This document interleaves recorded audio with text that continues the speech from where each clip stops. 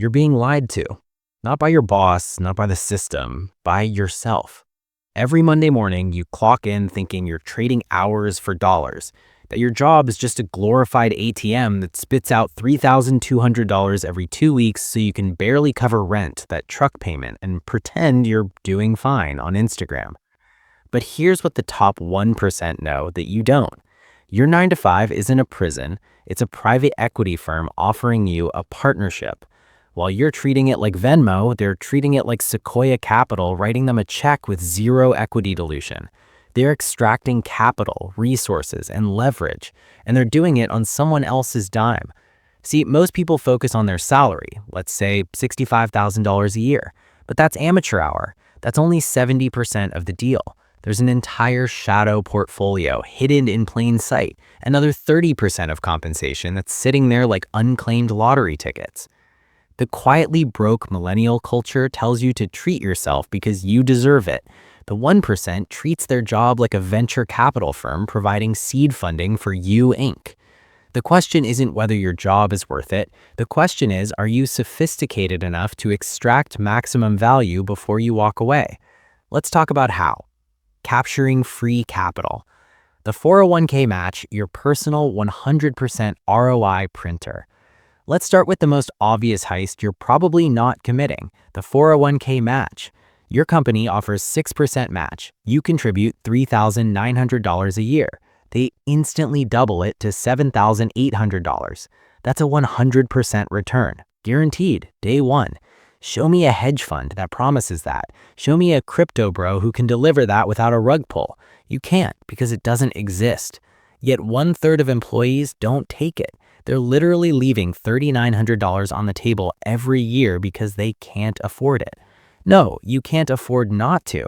This isn't charity, this is free capital injection with no strings attached. It's like turning down a VC writing you a check because you'd rather spend it on DoorDash. Now let's talk about the HSA, the single most underrated wealth vehicle in America.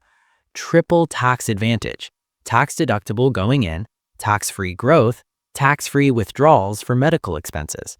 This isn't for Band-Aids, this is a Roth IRA in disguise. Max it out at $4,150 a year. Don't touch it. Let it compound for 30 years.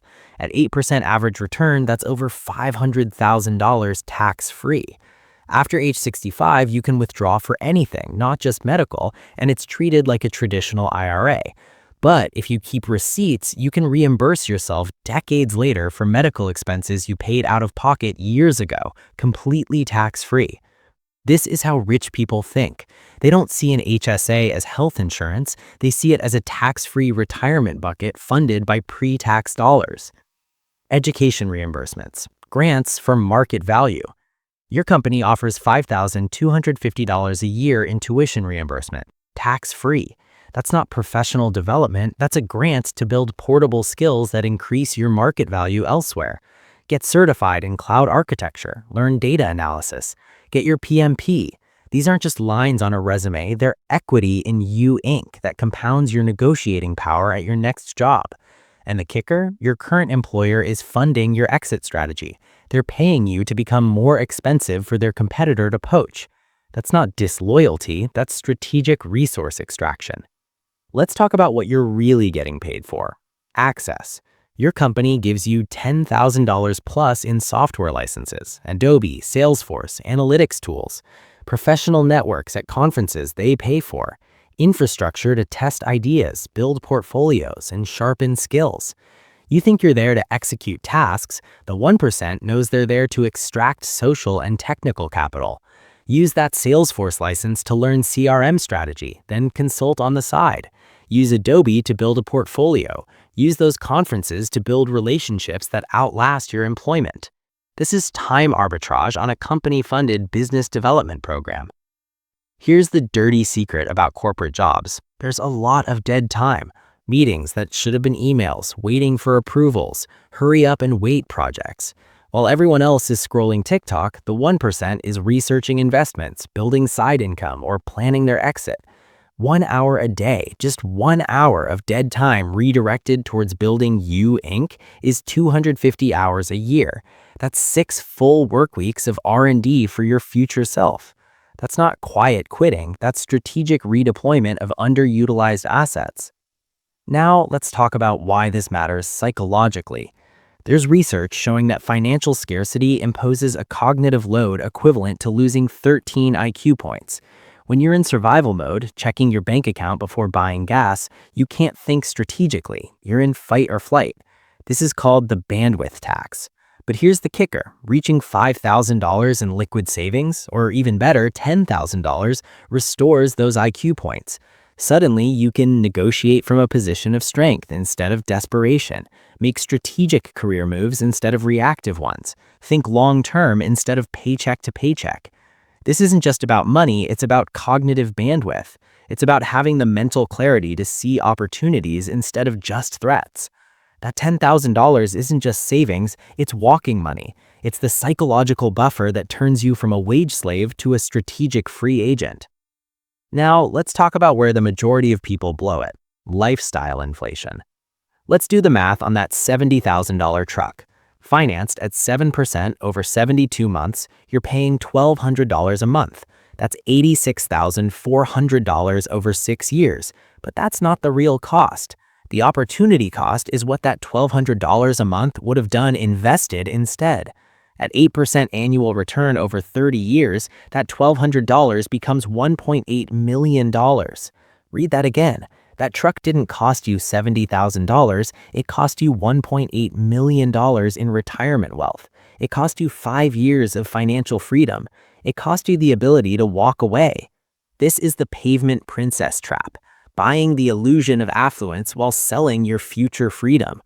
Every dollar you spend on a depreciating asset is a choice to stay employed longer. It's signing a contract with your future self that says, I'm okay being a wage slave for an extra decade because I wanted to look successful in a parking lot. Debt doesn't just cost you money, it costs you optionality. It makes you too risk-averse to ever quit. It traps you in a cycle where you can't afford to walk away even when the job is killing you. So what's the goal? Escape velocity. The win condition isn't retirement at 65, it's reaching the point where your investments generate more annual growth than your contributions. Let's say you've built a portfolio of $300,000. At 8% average return, that's $24,000 in annual growth without you lifting a finger. If you're only contributing $15,000 a year, you've hit escape velocity. Your money is working harder than you are. At that point, your job becomes a strategic choice, not a survival requirement.